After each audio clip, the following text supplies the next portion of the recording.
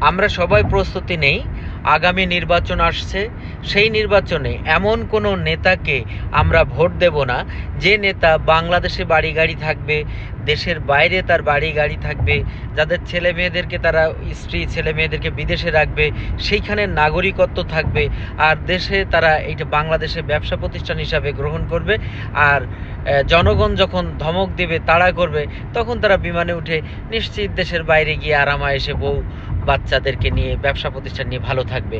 তাহলে এইসব ভণ্ড নেতাদেরকে আমরা ভোট দেব না। আগামী নির্বাচনে আমার মা ফাউন্ডেশন এসব বিষয়ে ব্যাপক ক্যাম্পেইনের প্রস্তুতি করছে।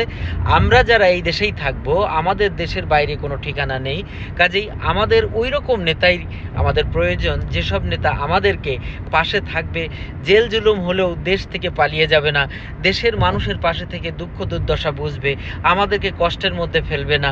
এই রকম নেতাই আমরা চাই, যাদের ছেলে মেয়ে আমাদের ছেলে মেয়ে একই স্কুলে পড়বে, যাদের অসুখ হলে দেশের হাসপাতালে চিকিৎসা করবে, কারণ আমরা তো দেশের হাসপাতালে চিকিৎসা নেই, তাহলে তারা বিদেশে যেয়ে কেন এত চিকিৎসা নেবে। কাজেই সব মিলিয়ে আমরা সেই সব নেতাই চাইব, যেসব নেতা আমাদের দুঃখে আমাদের কষ্টে আমাদের পাশে থেকে তারা দেশ পরিচালনায় অংশ নেবে। আমরা ভণ্ড এবং ব্যবসায়ী যারা রাজনীতিকে নিয়ে ব্যবসা করে সেই সব নেতা আমাদের দরকার নেই।